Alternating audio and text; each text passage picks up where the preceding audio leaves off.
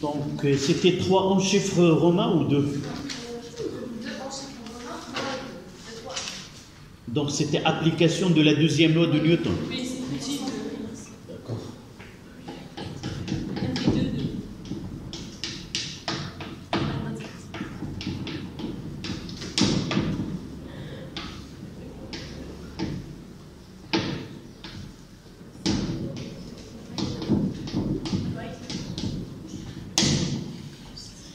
Qu'est-ce que nous avons donné de 1? C'était la loi de gravitation universelle. Oui. Et petit 2, c'est application de la deuxième. Application de la loi fondamentale de la dynamique ou la deuxième loi au centre d'inertie de la planète. Oui. Donc, c'était 2 ou 3? Non, c'était grand 2. Grand 2. Oui. Donc, de 2, application de deuxième loi de Newton, ou en quelques expressions, c'est le principe fondamental de la dynamique. C'est l'ancienne appellation de cette deuxième loi. Lorsque j'étais élève comme vous, je ne savais pas qu'il s'agit de la deuxième loi de Newton, mais c'est le principe fondamental de la dynamique. Même, c'est pas autant qu'élève, mais autant que professeur par la suite, on connaît que le principe fondamental de la dynamique. Avec le nouveau programme, on a changé d'appellation. Au lieu de principe d'inertie, principe fondamental de la dynamique, on lui a donné des noms. Première loi, deuxième loi et troisième loi. Quel est l'objectif de cette étude-là? Vous vous rappelez de l'introduction, nous avons dit que, en réalité, parmi les lois que Kepler a données, c'était la troisième loi. Et cette troisième loi, elle a été établie par une autre méthode, autre que celle qu'on va utiliser ici. Peut-être parmi vous, ils pensent que Kepler a utilisé la deuxième loi de Newton. Et qu'est-ce que nous avons dit à propos de ces 3 savants? Surtout Kepler et Newton. Kepler, c'était avant. Oui, donc elle a établi sans qu'ils connaissent même ces paragraphes qu'on vient de donner. Évidemment, il a fait d'autres calculs qui ont amené à cette troisième loi. Et Newton viendra par la suite vers à peu près 13 ans après la mort de Kepler. Et il demande beaucoup de temps à établir ces lois, c'est-à-dire à peu près une trentaine d'années, pour que ces lois de Newton, les 3, soient bien publiées et connues par l'ensemble. Et lui, il a fait tout son travail, il l'a gardé, il n'a pas voulu le publier. Mais à la fin, il a fait dans un livre où il a fait toute la mécanique. Donc, qu'est-ce qu'on va prendre en considération? Donc, l'étude là des planètes avec le Soleil ou une planète avec des lunes, ou des satellites, une lune ou des lunes, ça dépend du planète. On peut même étudier une planète avec des satellites artificiels. Donc, dans notre cas, on va essayer d'étudier le mouvement d'une planète autour du Soleil. On va poser les données qu'on va utiliser. On prendra M comme masse de planète. Donc, petit m, c'est la masse d'une planète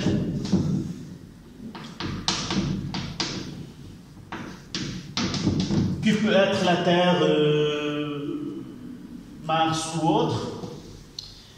Et son centre d'inertie, de centre d'inertie, on va mettre P, c'est-à-dire planète, c'est P, et on va poser comme base d'étude, on va considérer que le mouvement il est circulaire. D'accord? Donc, on ne va pas étudier le mouvement tel qu'il est, mouvement elliptique, mais notre programme nous permet de faciliter l'étude et de la simplifier en prenant que le mouvement est circulaire. D'accord? Donc, M, c'est la masse d'une planète de centre de gravité P en mouvement circulaire uniforme. En mouvement circulaire. Mais on va montrer qu'il s'agit, évidemment, nous avons dit si vous vous rappelez, lorsqu'on passe d'un mouvement elliptique à un mouvement circulaire, on peut, à partir de deuxième loi de Kepler, montrer que la vitesse, elle est constante. Ou non?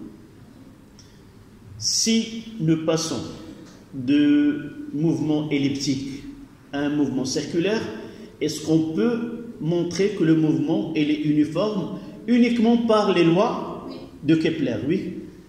Quelle loi on va utiliser? Deuxième loi, qu'est-ce qu'il dit? Que quand la distance entre le Soleil... Deux surfaces balayées pendant le même temps sont égales, et là on observe les arcs parcourus par la planète de deux côtés.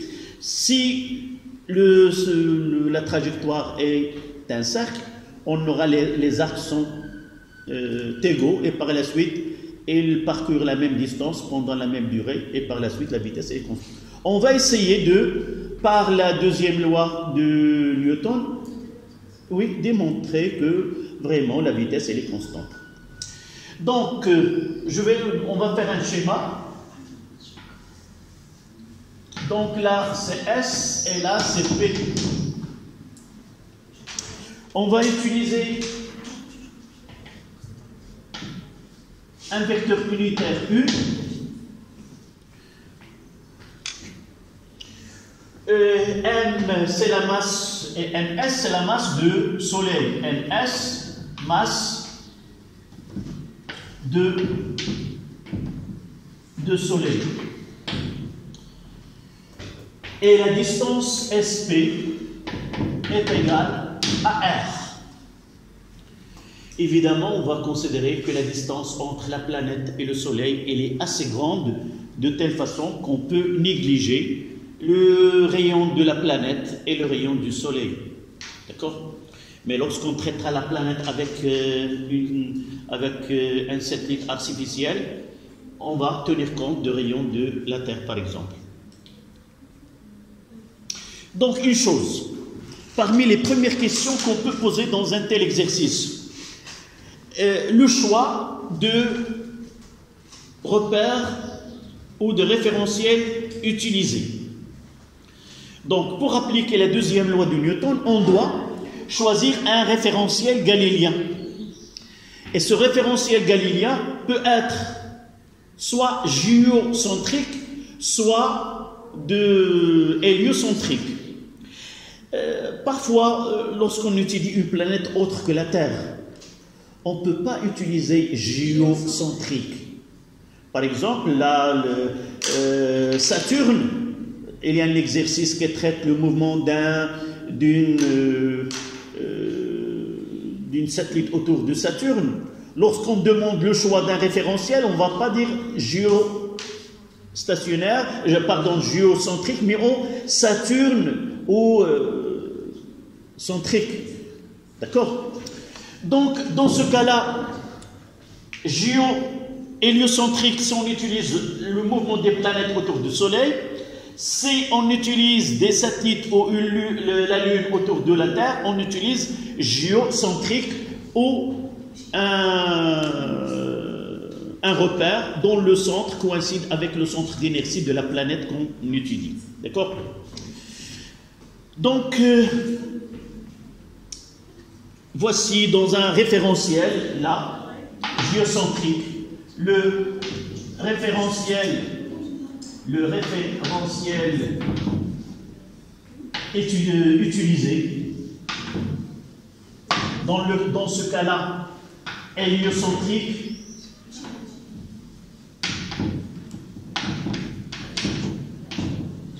c'est-à-dire le centre de ce repère coïncide avec le centre d'inertie du Soleil, et les trois axes perpendiculaires dirigés vers trois étoiles fixes.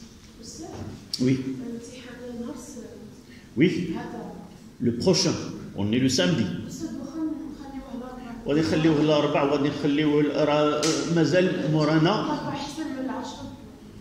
بحال تجي مرتاحه مع راساتك. Non, on a d'autres choses à faire. Là, on doit faire un autre devoir. Oui. Oui.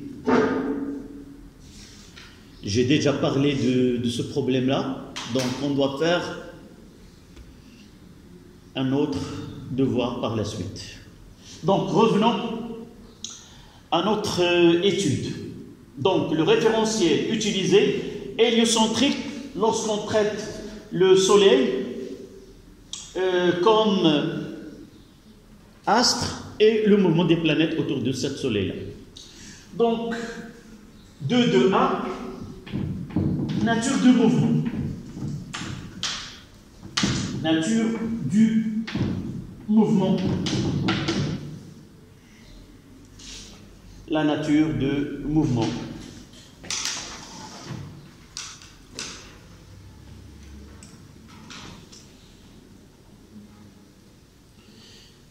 Donc, la seule force pour appliquer la deuxième loi, nature du mouvement, on fait le bilan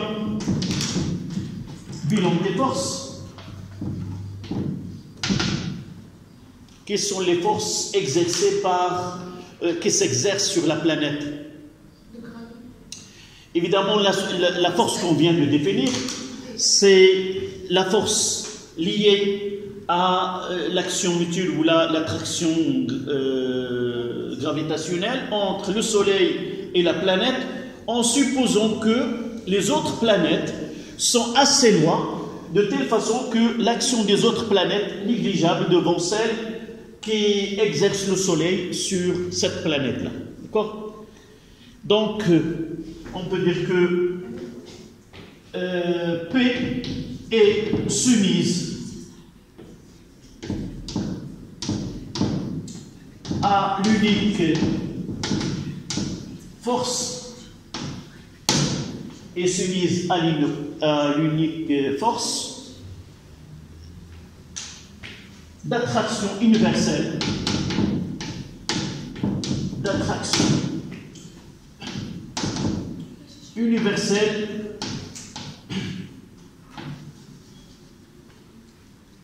c'est F de S sur P qui est égal à G M fois NS sur R au carré, et j'écrirai, vous allez me corriger, je mettrai U, c'est vous, je mettrai U.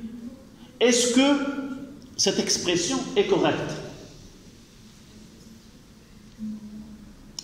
La première des choses, c'est faire quoi? Représenter cette force.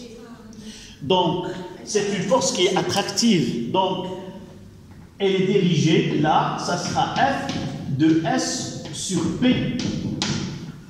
Donc, elle est orientée dans le sens opposé. Et par la suite, j'aurai ici moi. D'accord? Donc, voici la force qu'exerce le Soleil sur la planète P.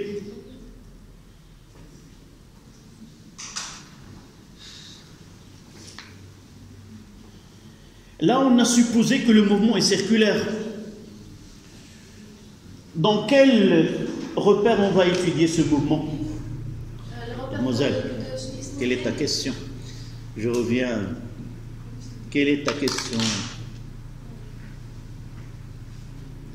Ça fait longtemps que tu n'es pas présente dans ces cours, et par la suite, beaucoup de choses se sont passées de la dernière présence à celle-là. Donc, pour arriver à la nature du mouvement.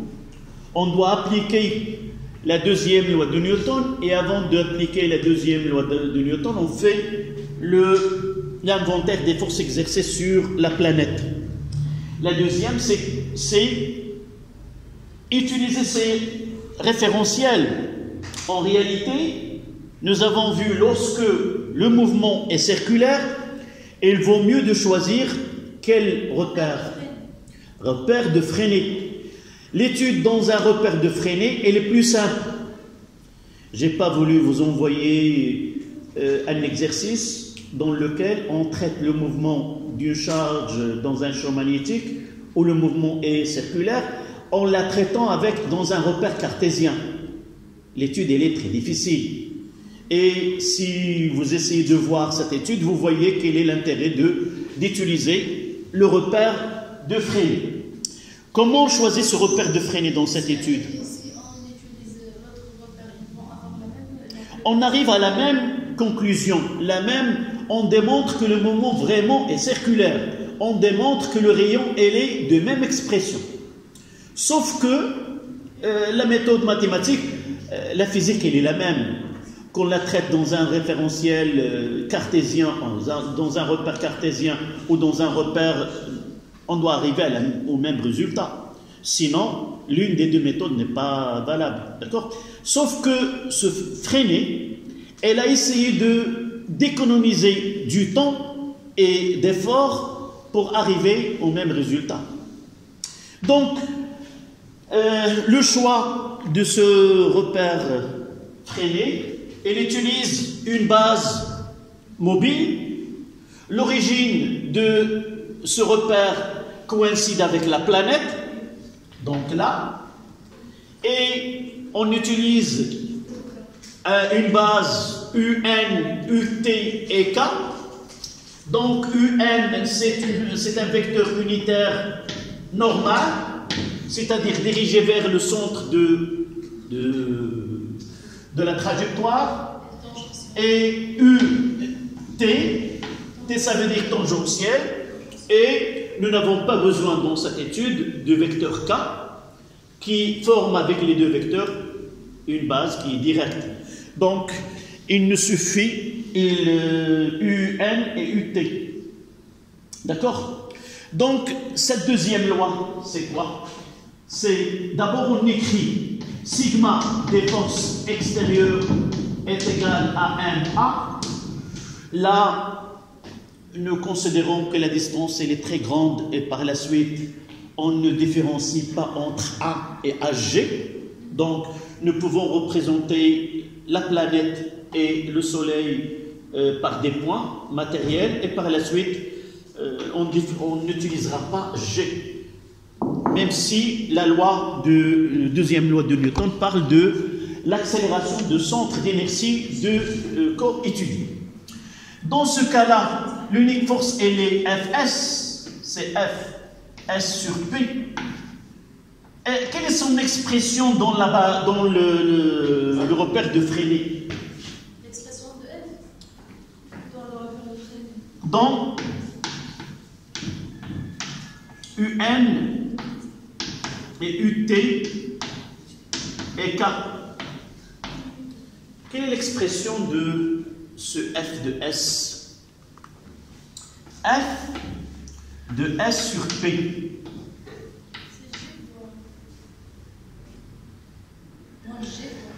Non, regardez là, ici. Elle est collinéaire de même sens. Donc on peut écrire E. Donc parmi les questions qui sont trompeuses dans cet exercice, on vous donne un vecteur unitaire U et par la suite on va traiter cette force-là dans un repère où il y a UN qui est de même sens. Faites attention au signe. Là ça sera plus quoi? G fois M fois MS sur R au carré porté par UN. Et vous voyez que UN, elle est moins US. Là, je peux le mettre ici. UN est égal à moins U. Il est égal à moins U. D'accord? Faites attention. à cette écriture-là.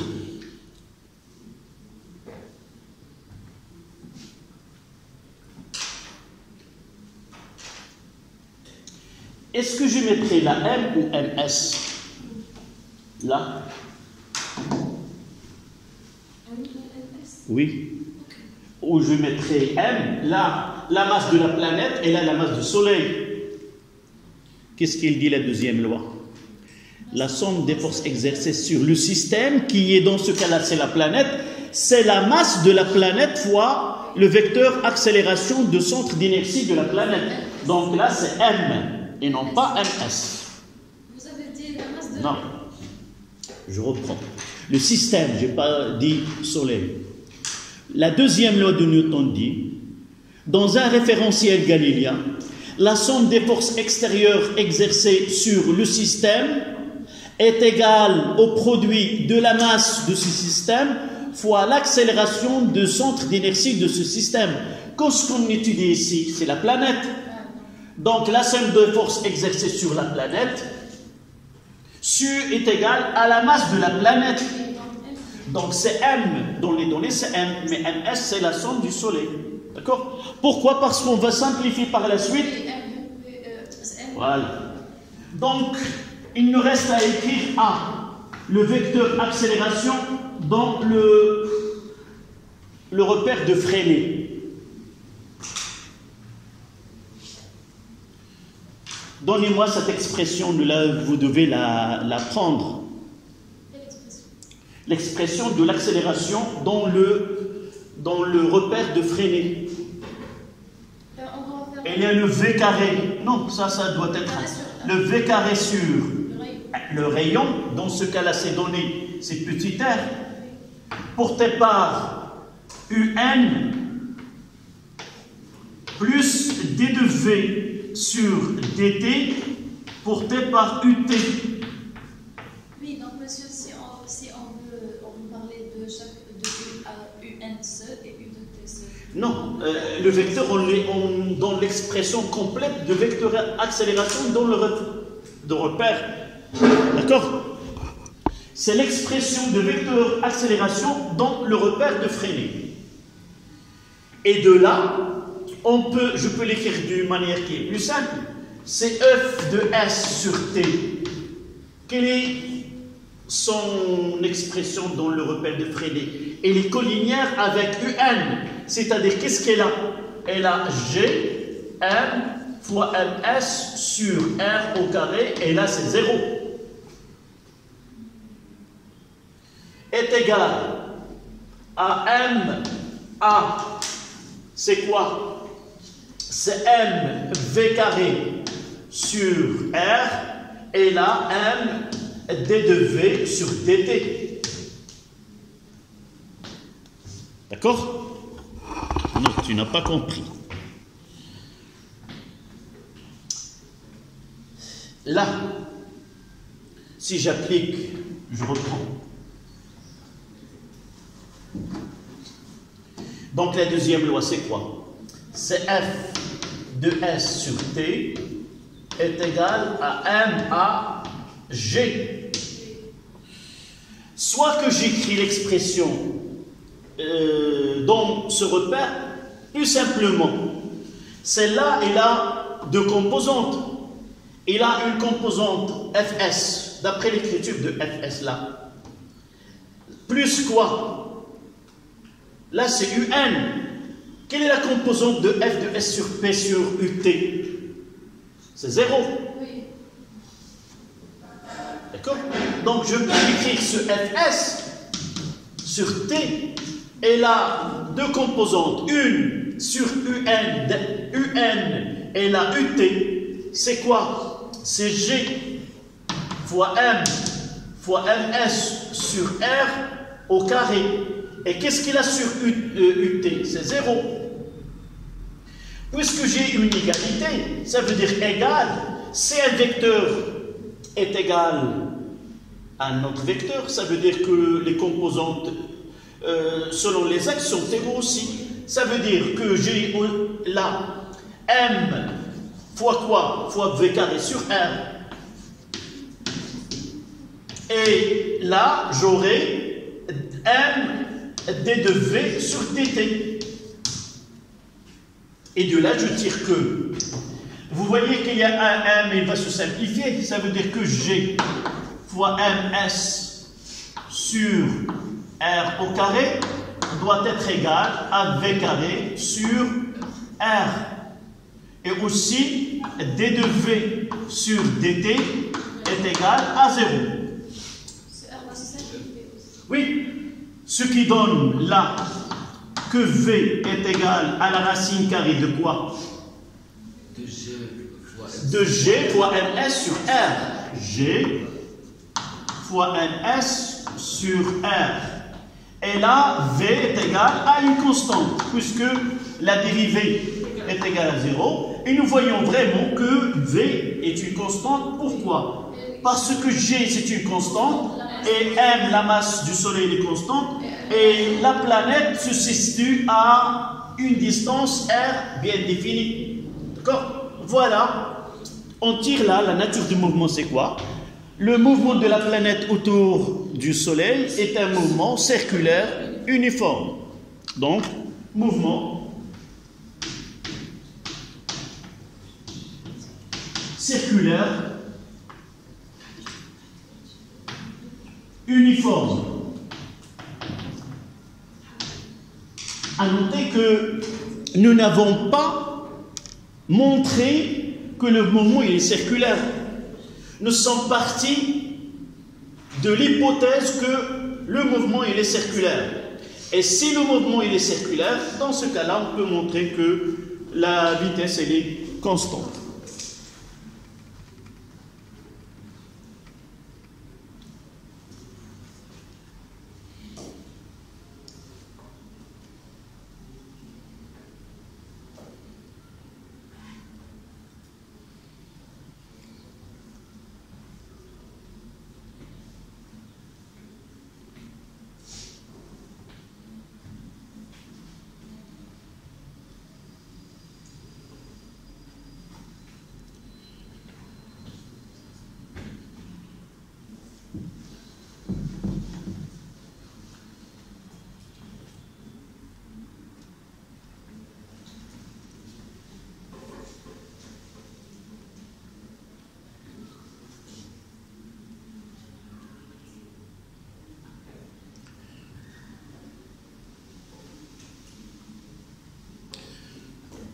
Donc, toute planète a un mouvement circulaire uniforme dont l'accélération A, et vous voyez d'après A, c'est une accélération qui est centripète, ça veut dire qu'elle est dirigée, là c'est 0, donc là elle est dirigée selon UN, donc on dira que l'accélération est centripète, c'est-à-dire dirigée vers le centre de la trajectoire qui est circulaire.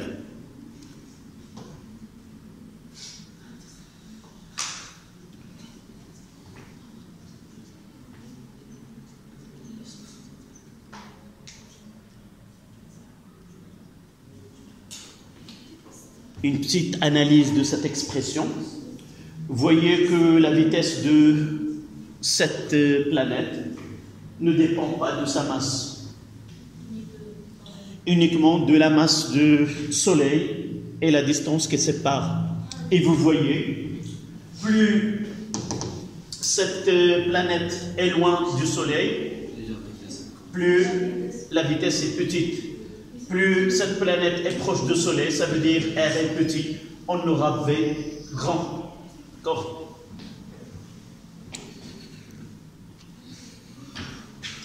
On passe à 2.2. C'est période orbitale ou de révolution d'une planète.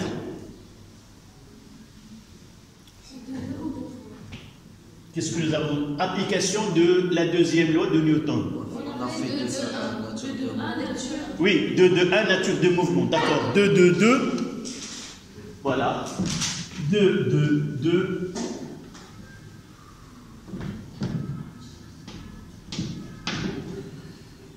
Période orbitale ou période de révolution. Période orbitale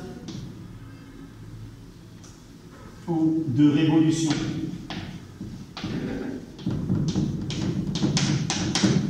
T d'une planète.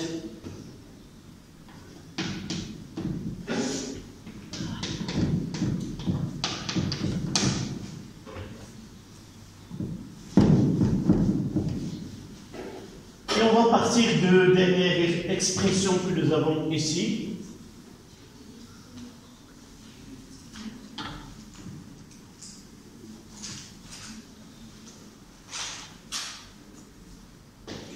Donc, V est égal, d'après le paragraphe précédent, est égal à G fois un S sur R. C'est la vitesse d'une planète autour du Soleil, où son centre d'inertie est distant du centre d'inertie du Soleil par R. Donc nous avons dit que toute planète elle a un mouvement circulaire uniforme. Et le mouvement circulaire uniforme, il est caractérisé par une vitesse angulaire oméga et d'une période t. Donc mouvement circulaire uniforme, on va l'écrire, ce mouvement circulaire uniforme est caractérisé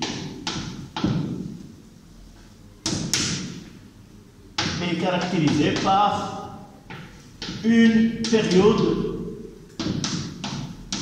T.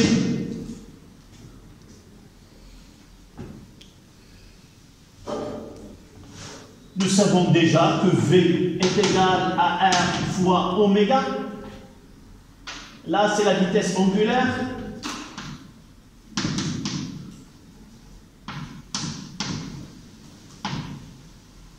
Là, R, c'est le rayon de la trajectoire, et V, c'est la vitesse linéaire.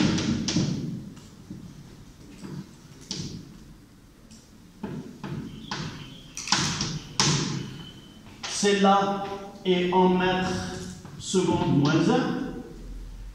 1, et là, c'est en radians secondes moins 1. Et R, c'est en mètres. Une petite remarque. Dans le système international, le radian, ce n'est pas une unité. Et si nous essayons de faire l'équation des dimensions, on aura l'équation aux dimensions de V, c'est l'équation des dimensions de R, voilà l'équation des dimensions de oméga. R, c'est en mètres, c'est une longueur, et oméga, c'est T-1. Le radian, c'est radian par seconde, là. Le radian, c'est une valeur, c'est une valeur, et le temps, c'est T-1. Et par la suite, on aura V. CR, elle est en, c'est une longueur, fois oméga qui est T-1. L'unité, c'est le mètre seconde moins 1. Là, cette remarque-là que vous devez connaître. Et ce oméga, c'est quoi? Nous l'avons vu depuis première année, que oméga est égal à 2pi sur T. Et de là, V est égal à R. Si on remplace, V est égal à R fois oméga, c'est-à-dire 2pi sur T fois R. Voici la vitesse linéaire V en fonction de la période T.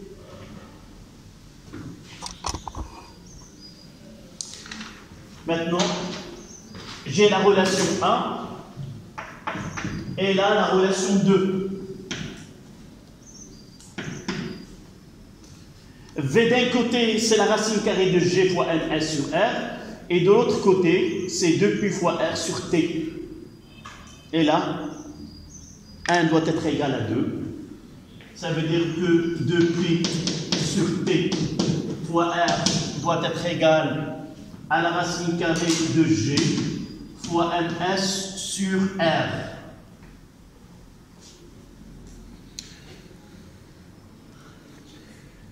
Pour avoir T, donc T, ça sera 2π fois R sur la racine carrée de G fois NS sur R.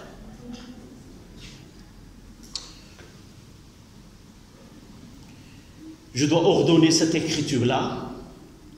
Donc j'aurai 2π. Et vous voyez que j'aurai l'inverse. C'est la racine carrée, c'est R. C'est R fois l'inverse de celle-là, c'est R sur G fois MS. Ce qui donne une écriture finale, ce que T est égal. Je fais entrer ce R au-dessous de la racine carrée et j'aurai 2π. La racine carrée de R à la puissance 3 sur G fois MS. Voici la période orbitale d'une planète en fonction de la distance que sépare son centre d'inertie à celui du Soleil et la masse du Soleil et la constante G.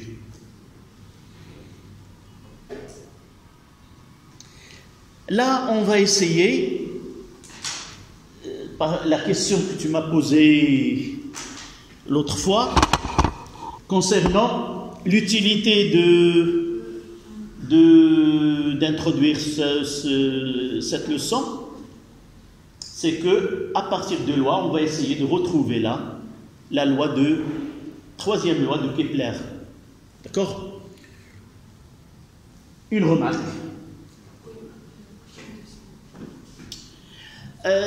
Ces paragraphes, on les trouve dans un exercice.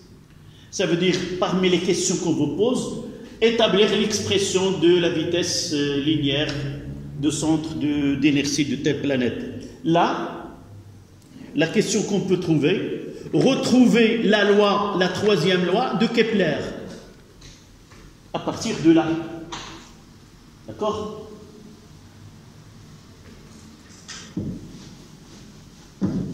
Ça sera 2, 2, 3. 2, 2, 3. Deuxième loi de Newton.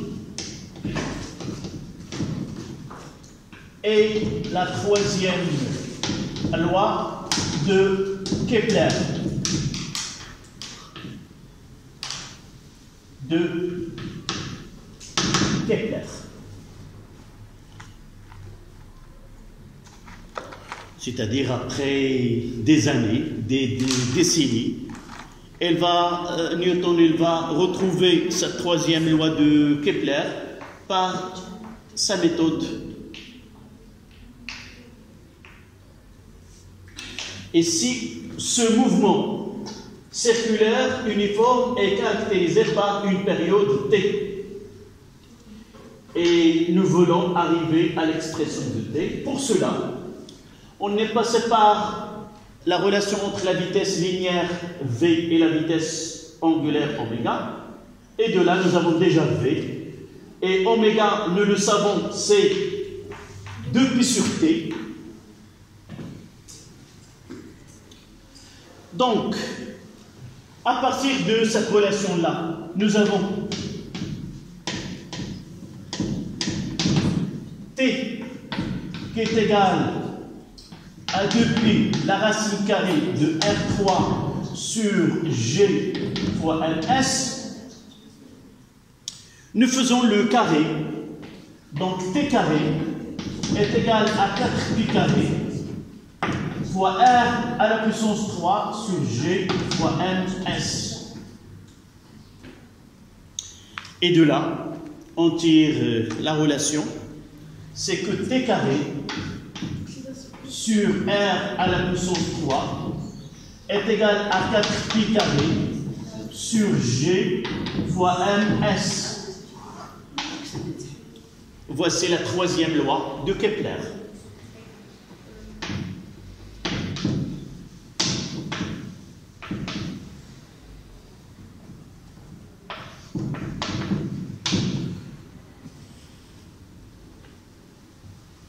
Dans l'énoncé de la troisième, nous avons donné que est égal à 4.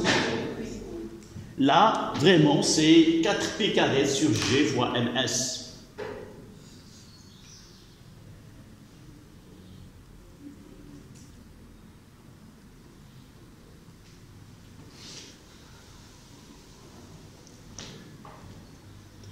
Et vous voyez que l'utilité de cette relation-là, on peut calculer la masse du Soleil à partir de la période orbitale de la Terre autour du Soleil et à partir de la distance Terre-Soleil. C'est presque 150 millions de kilomètres. Là, c'est 365,4 la période, et nous pouvons calculer GC 667 à la puissance moins 11, et par la suite, on peut calculer la masse du Soleil. Et même si nous étudions le mouvement de la Lune autour de sa planète, connaissant la masse, connaissant la période de cette Lune et la distance, on peut calculer la masse de la Terre, par exemple.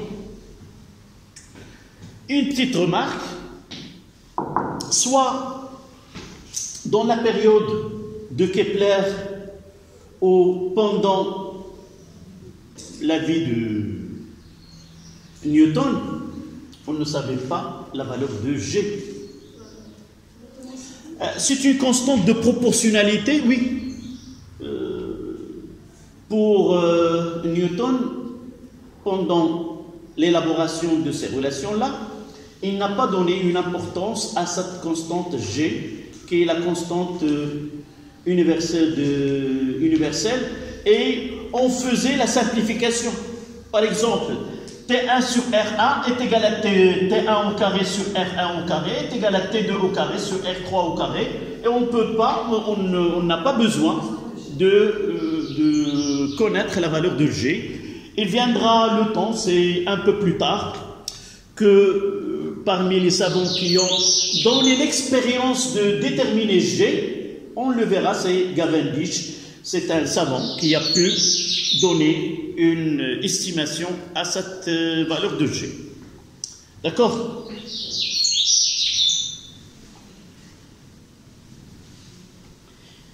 Une petite phrase. Au-dessous, ce que je viens de dire, connaissant la période et la distance, nous pouvons déterminer la masse. Connaissant la période des révolutions d'une planète, connaissant la période de révolution d'une planète et le rayon de son orbite, connaissant la période des révolutions, soit qu'on utilise période de révolution, soit la période orbitale. Connaissant la période de révolution T et le rayon de son orbite, on peut calculer la masse du Soleil. On peut calculer la masse du Soleil.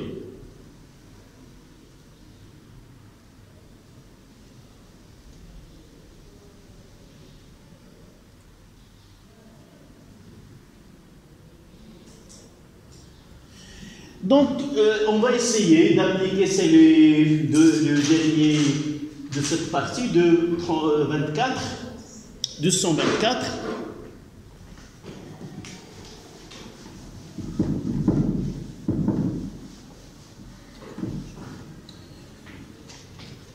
Donc, 224.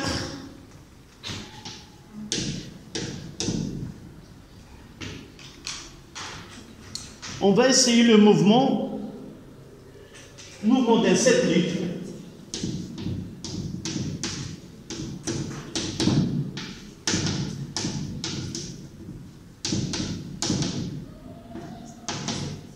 autour de la Terre.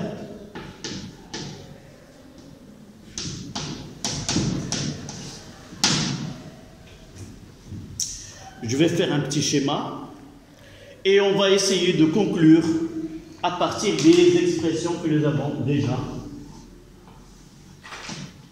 Là, c'est la Terre. Là, c'est RT. Là, c'est satellite que se trouve à une... On fera le schéma, puis on s'arrêtera 5 minutes. Là, c'est l'altitude H.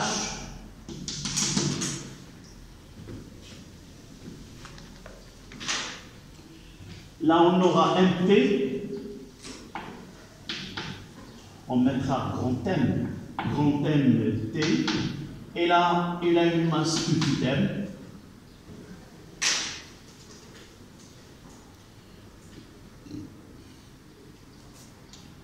On va essayer de profiter de l'étude précédente, celle que nous avons dans le...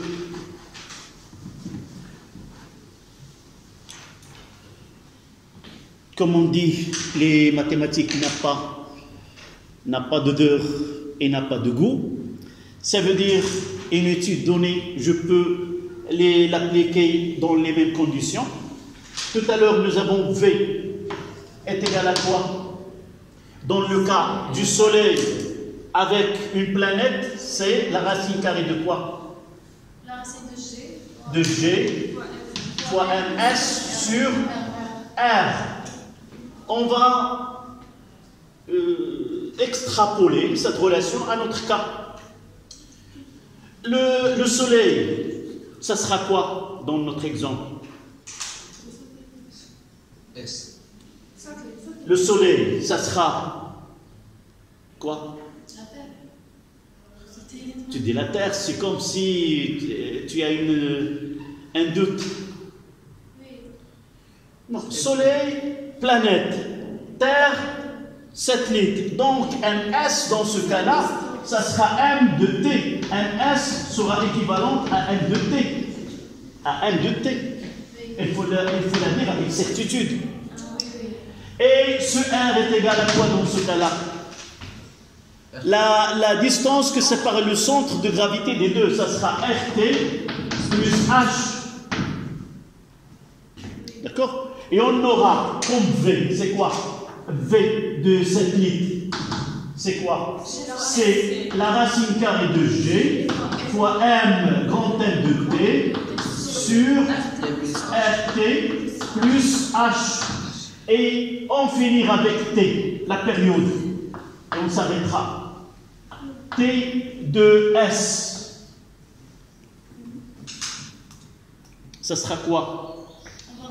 On va remplacer ce qui est égal à 2pi. La racine carrée, on l'a de là. F plus H au cube. C'est très bien. RT plus H à la puissance 3 divisé par sur G fois G fois M grand M S. M grand M T, la masse de la Terre. Voilà. Et après cette pause, on va essayer de parler de ce qu'on appelle satellite géostationnaire ou un satellite qui est immobile face à un observateur sur la Terre. Donc 5 minutes et on revient. Donc on passe maintenant à la vitesse de satellitisation. L'ARIA, c'est quoi? Sur'atu al-istiqmar. Sur'at al-istiqmar.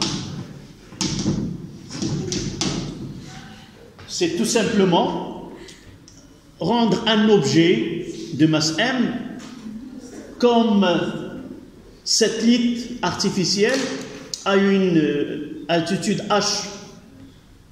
D'accord? Donc, Surat Istiqmar, comment peut-on mettre en orbite un satellite artificiel, avec quelle vitesse et quelles sont les vitesses dont on doit respecter afin que ce satellite prendra orbite autour de la Terre. Donc vous notez, la satellitisation en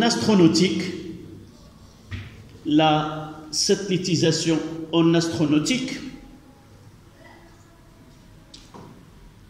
est une technique qui permet,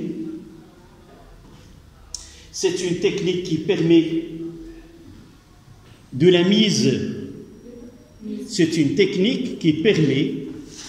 mise en orbite d'un satellite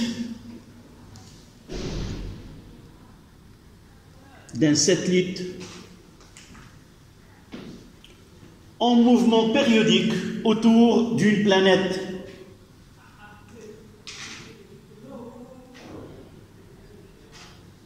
D'un mouvement périodique autour d'une planète. Virgule.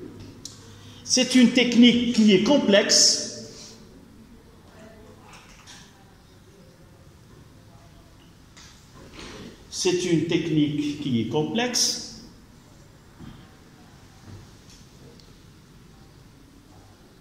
Mais on peut considérer qu'il se fait en deux étapes. Deux points à la ligne, premier tiré.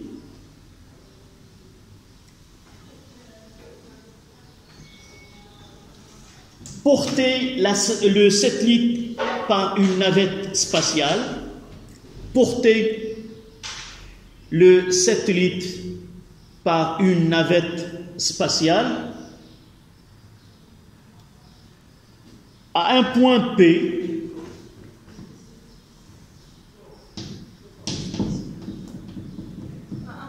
À un point P, voici la Terre, à un point P, situé à une altitude H,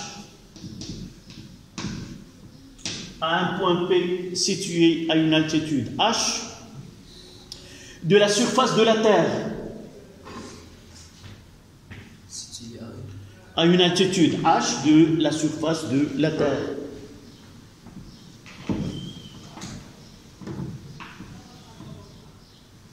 De là à là,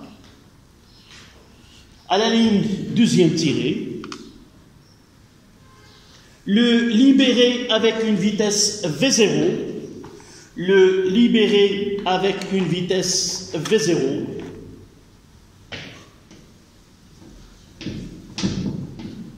qui est perpendiculaire à V0, perpendiculaire à GP, qui est perpendiculaire à GP.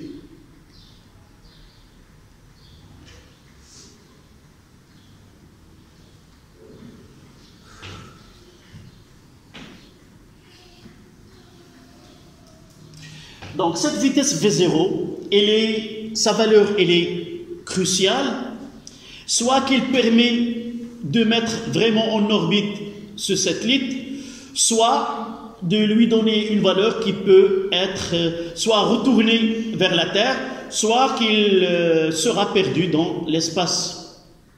D'accord?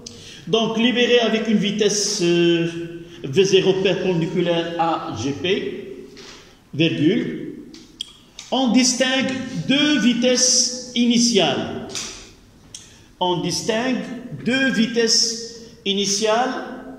Propres au satellite.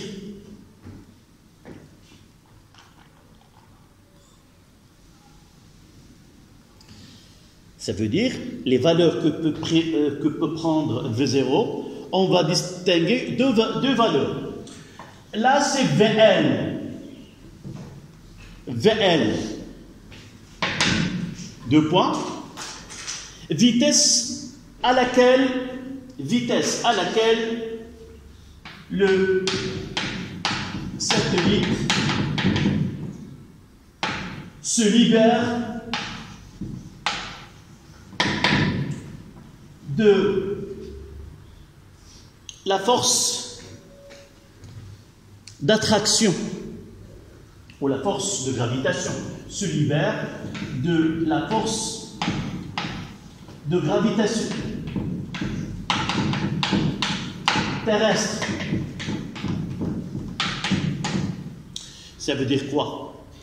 Il sera soumis à aucune force. Deuxième point, c'est VS. Là, c'est VL et là, c'est VS.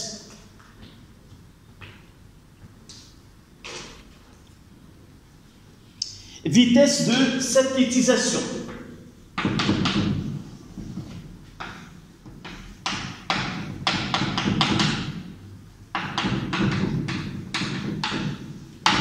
Vitesse de satellitisation.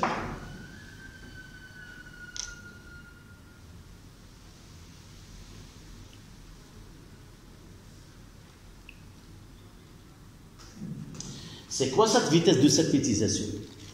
C'est celle que nous avons établie tout à l'heure. C'est la racine carrée de G fois MT sur R. Donc, chaque altitude H lui correspond une vitesse qui permet de mettre ce satellite en orbite à une distance connue. Mais le problème où réside? Dans ce V0. Donc, soit que V0 est inférieur à VS, ça veut dire quoi? Ça veut dire, nous avons choisi une altitude H, par exemple, de 800 km. Là, nous devons avoir une vitesse bien définie. Si nous communiquons une vitesse qui est inférieure à cette valeur-là, ce satellite n'aura jamais cette orbite. Il va retourner vers la Terre, il va chuter vers la Terre. Donc, à la ligne, vous mettez, la nature de la trajectoire dépend de V0. La nature de la trajectoire dépend de V0. Donc à la ligne, on mettra, si V0 est inférieur à VS, cette vitesse qu'on va communiquer au satellite est inférieure à VS, qu'est-ce qui va se produire? Le satellite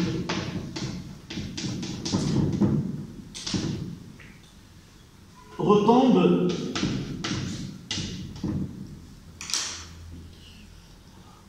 sur Terre.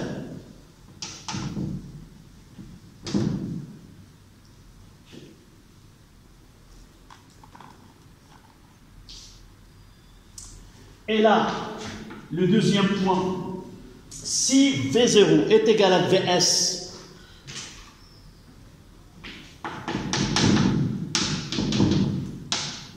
qu'est-ce qu'on aura? Là, la vitesse, elle est de satellitisation. Ça veut dire quoi? On aura le satellite à une altitude H. Donc, et comment est la trajectoire dans ce cas-là? Ce que nous avons fait tout à l'heure, il a une circulaire. Donc, dans ce cas-là, trajectoire de satellite est circulaire. Donc, elle prend une révolution autour de la Terre selon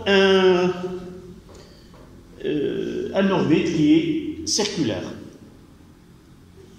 Et là, je vous dis toujours ces deux points. Dans ce cas-là, CV0 est comprise entre deux valeurs, VS et VL. C'est quoi VL, c'est quoi?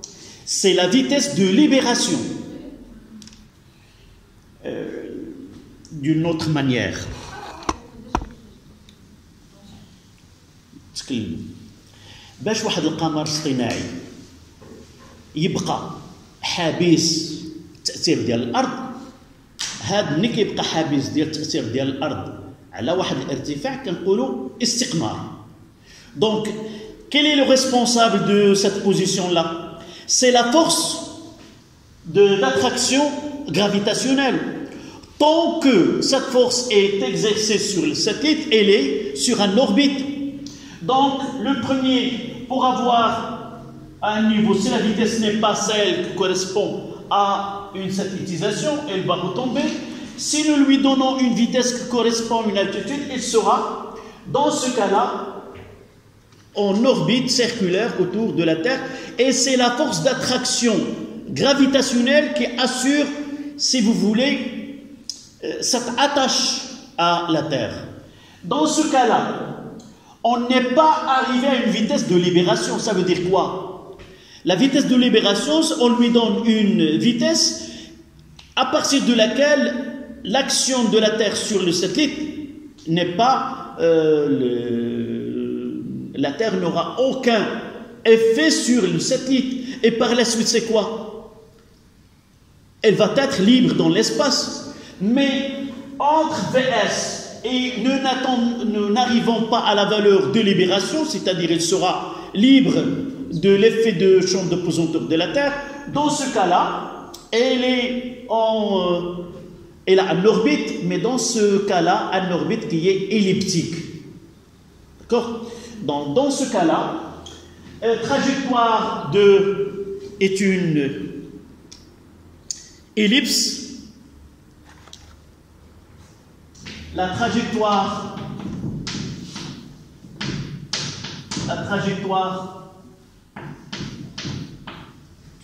est une ellipse.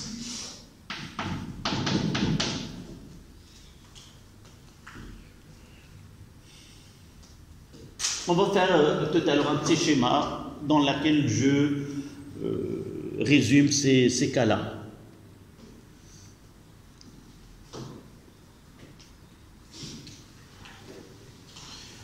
L'avant-dernière, ce sera lorsque V0 est égal à VL.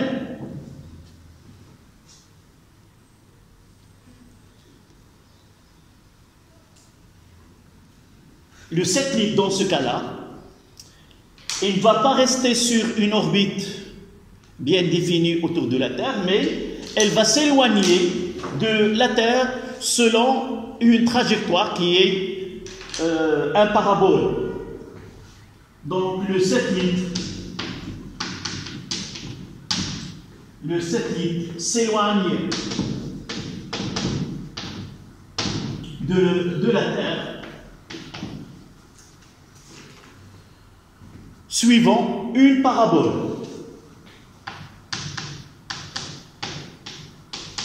Suivant une parabole.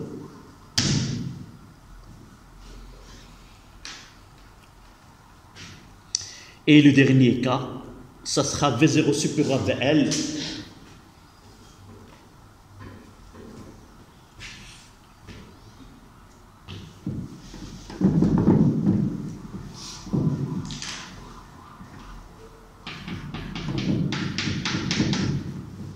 V0 supérieur à VL. Là aussi, le satellite va s'éloigner de la Terre, mais la trajectoire qui va suivre, c'est une hyperbole. Satellite s'éloigne de la Terre selon une trajectoire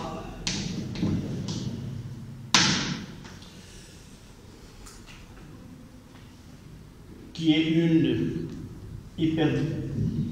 hyperbole, oui.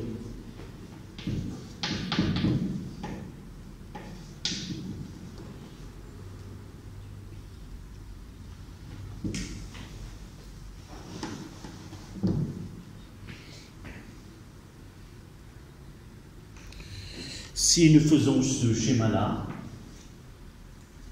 là c'est la Terre, et à partir d'une là, on va essayer d'envoyer avec une vitesse de 0. Le premier cas,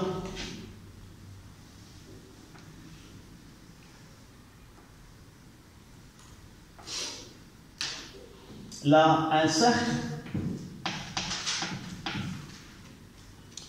c'était le premier cas.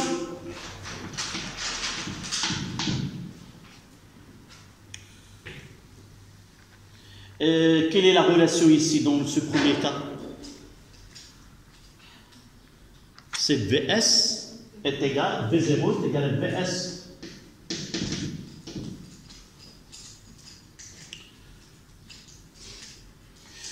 Si nous essayons de faire tombe, cette VS, elle va tomber ici. Si vous voulez, on fera comme ça.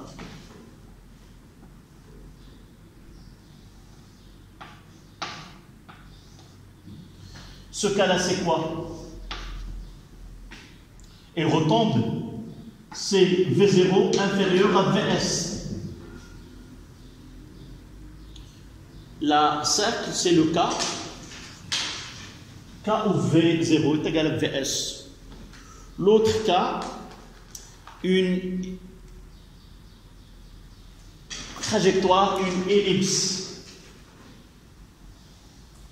On aura là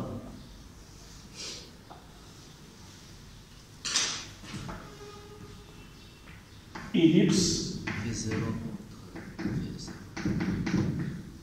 C'est ce que nous avons devant nous, c'est V0. Il est compris entre VS et VL.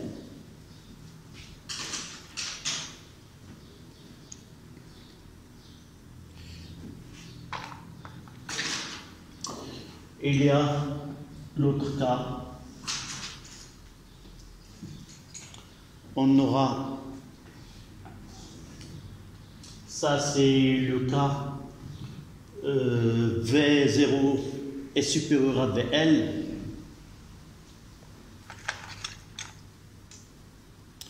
Ça, V0 est supérieur à VL. Et l'autre qui va s'éloigner selon une parabole, V0. Là, je changerai de couleur.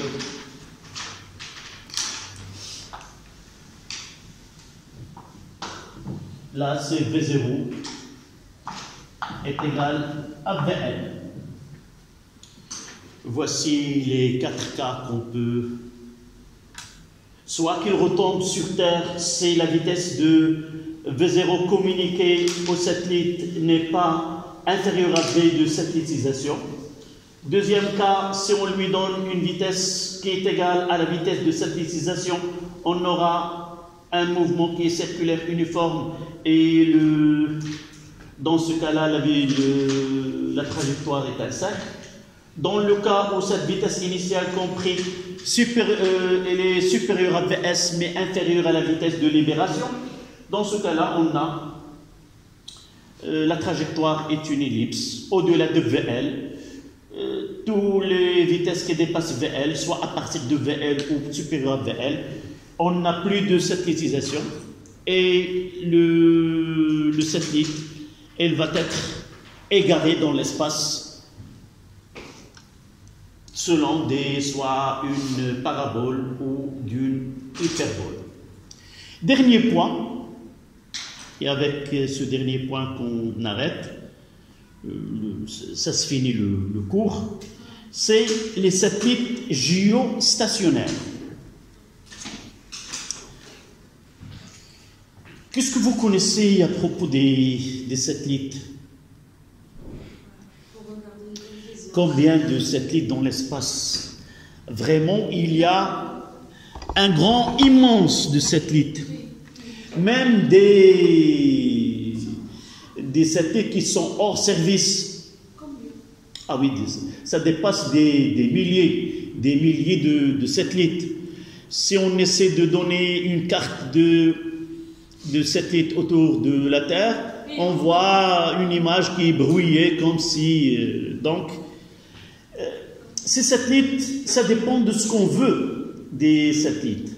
Et par la suite, soit qu'on leur donne des mouvements circulaires ou elliptiques, ou on les laisse, si vous voulez, immobiles par rapport à une région de la Terre, par exemple.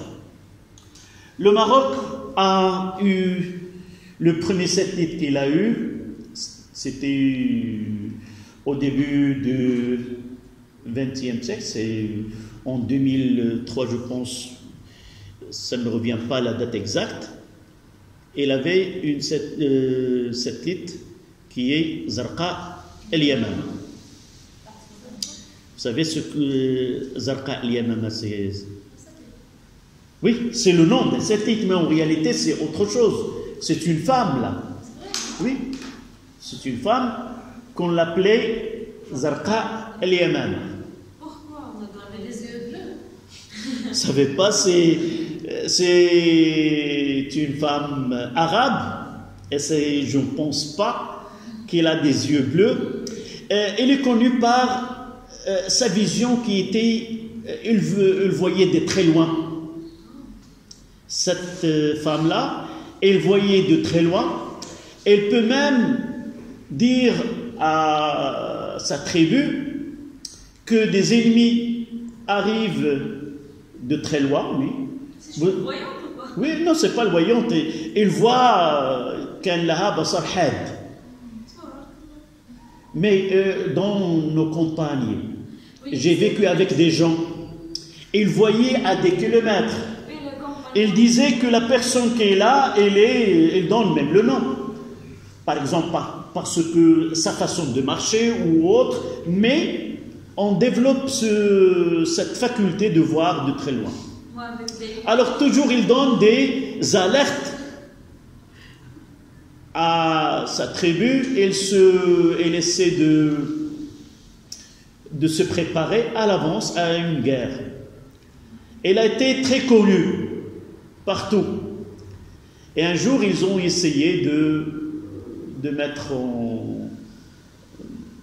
contrarier cette vision-là. Ils se sont déplacés avec soit des troncs d'arbres ou quelque chose comme ça.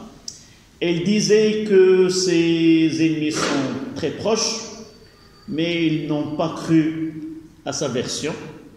Ils sont venus, et vous pouvez chercher la fin de l'histoire, triste pour cette dame-là. Et à partir de cette vision, ce Zarqa El-Yamama comme satellite pour le Maroc, elle veille sur le Maroc. On a changé ce satellite-là par 2. Ce sont les meilleurs qu'on peut avoir dans le monde. Satellite Mohammed VI, le roi. Mohammed VI, la version A et B. Ce sont des satellites qui coûtent très cher, plus que 500 millions d'euros. Et il y en a des pays qui n'ont pas ce type de satellite. Elle veille à ce que, sur le royaume du Maroc, ses limites, c'est tout ce qu'on peut avoir, et même des études scientifiques sur, de point de vue agriculture, et même garder l'œil sur le Maroc, ses frontières, et ses ennemis, et ses amis, évidemment. D'abord, il y a les phénomènes naturels, les phénomènes même dans le cas de cadastre, c'est-à-dire suivre l'évolution de l'aménagement dans le pays, ainsi de suite. Donc pour nous, ces 2 satellites A et B que nous avons ne sont pas stationnaires. Elles passent sur le Maroc pendant 3 heures, pendant que le soleil, dans la partie qui est ensoleillée, elle peut prendre des photos et des images qui sont de très haute définition, et on peut l'exploiter par la suite. Ça, ce sont des satellites qui ne sont pas fixe pour une région donnée. On parle de satellites géostationnaires. Ce sont des satellites qui restent immobiles pour un observateur terrestre. Et là, ce sont des satellites de la météo, par exemple. Pour suivre l'évolution du climat ou même de la météo pour une région donnée, on doit avoir une satellite qui apparaît immobile pour une région bien donnée. Donc on mettra 2,4. C'est satellite géostationnaire. 2,4. Satellite géostationnaire.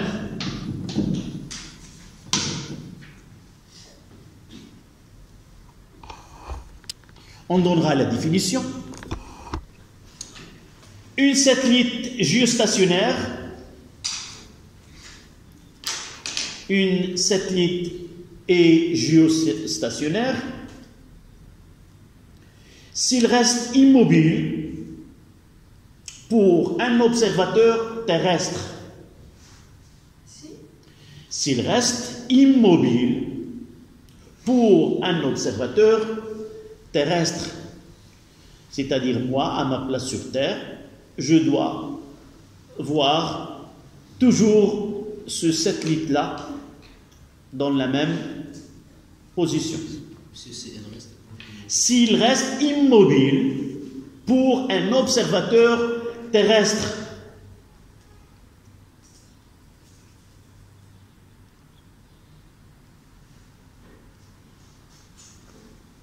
point la ligne. Pour qu'elle soit géostationnaire, elle doit vérifier. Pour qu'elle soit géostationnaire, elle doit vérifier les conditions suivantes. Il doit vérifier les conditions suivantes. 2 points à la ligne, premier tiré.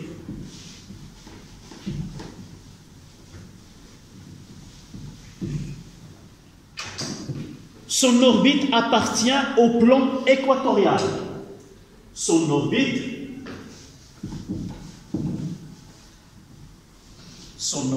doit appartenir au plan équatorial.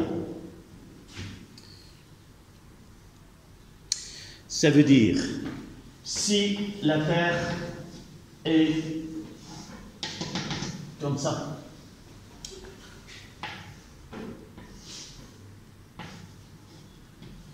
donc l'équateur c'est là.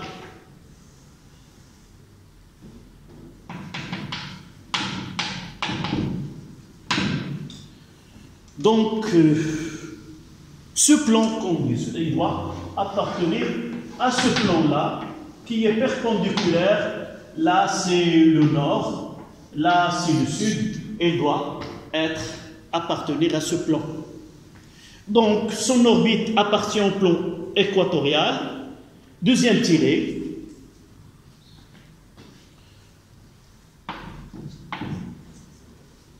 Le sens de mouvement est le même que celui de la Terre. Le sens de son mouvement est le même que celui de la Terre autour d'elle-même.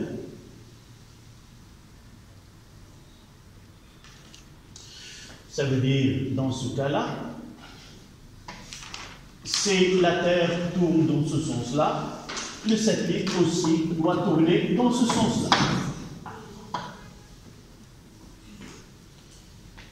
Troisième tiré. Sa période de révolution, ou sa période orbitale, sa période de révolution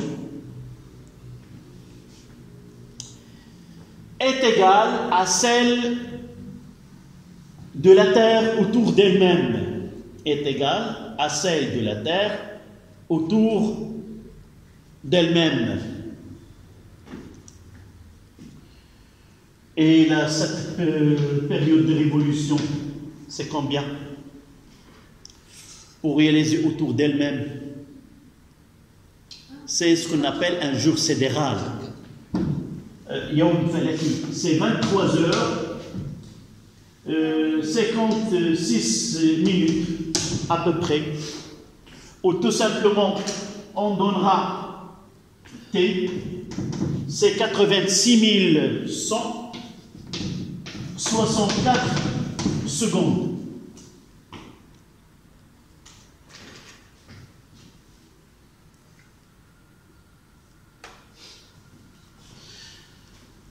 Là, nous savons que généralement on prendra T égale à 24 heures. En réalité, 24 heures, c'est la période de la Terre autour d'elle-même lorsqu'on ne prend pas en considération que la Terre tourne autour du Soleil. Donc, puisqu'il tourne autour du Soleil, là, il y a une petite différence. Si nous ne tenons pas compte de la rotation de la Terre autour du Soleil, en réalité, un tour, c'est 360 degrés. Mais en tenant compte de la rotation autour du Soleil, en réalité, il réalise 361 degrés. Donc, pour mettre en évidence, si on essaie de diviser 24, cette valeur-là par 360, 24 heures, divisé par cette valeur-là, on peut connaître un degré de variation, nous pouvons le calculer. 24 heures, d'accord? En 360, ça veut dire que 1 degré, c'est combien? C'est 324 divisé par 360, on fait le calcul. Donc, on peut mettre en secondes, par exemple, en minutes. Donc, 24 divisé par 360, c'est 230. C'est 0,066. Là, on va multiplier par, ça c'est en heures, on multiplie par 3600. Ça donne 240 secondes. Et si nous essayons d'avoir en minutes, on aura presque 4 minutes. D'accord? Là, je peux convertir là, c'est 240, 24 fois 60, de passer de heures en minutes, divisé par 60, pour voir ce 4 minutes là qui manque. Donc, ça sera 24 fois 60, divisé par 360, et ça donne 4. Donc, 1 degré lui correspond à 4 minutes. Donc, nous devons retrancher 24 heures moins 4 minutes, presque, et on aura ce 23 heures 56 minutes au lieu de 24 heures. Donc, nous devons calculer quelle c'est l'application qu'on doit. Ça uniquement pour justifier comment on ne prend pas 24 heures et on prend un jour sidéral qui est 23 heures 56 minutes du fait qu'on prend en considération la rotation de la Terre autour du Soleil. Donc, revenons à ce satellite-là. Nous voulons déterminer quelle est la hauteur H qui permet d'avoir un satellite stationnaire par rapport, évidemment, à la Terre. Donc, donnez-moi le calcul. Donc, nous devons déterminer à quelle hauteur H doit-on mettre ce satellite-là afin qu'il soit immobile pour une région donnée. Évidemment, on va le libérer, on va le mettre au-dessus de cette région-là, parce qu'il va rester immobile. Donc, nous avons la période, elle est là, et il nous reste la hauteur. Nous avons déjà donné t est égal à combien? Quelle est l'expression de t? C'est depuis la racine carrée de RT plus H sur G fois M T, pas la masse de la Terre. D'accord? RT plus H à la puissance 30. Ah oui, à la puissance 3. En première approximation, le rayon de la Terre elle est petit devant H, et nous pouvons en première approximation dire que T est sensiblement égal à 2π fois la racine carrée de H à la puissance 3 sur G fois MT. Et nous calculons ce H, donc T carré sur 4π carré fois G fois MT est égal à H à la puissance 3. On voit racine cube. Évidemment, il nous reste à faire le calcul. T, nous le connaissons. 4π, la masse de la Terre, c'est 6 fois 10 à la puissance 24 kg. Si je me rappelle bien, je n'ai pas devant moi cette valeur-là, mais peut-être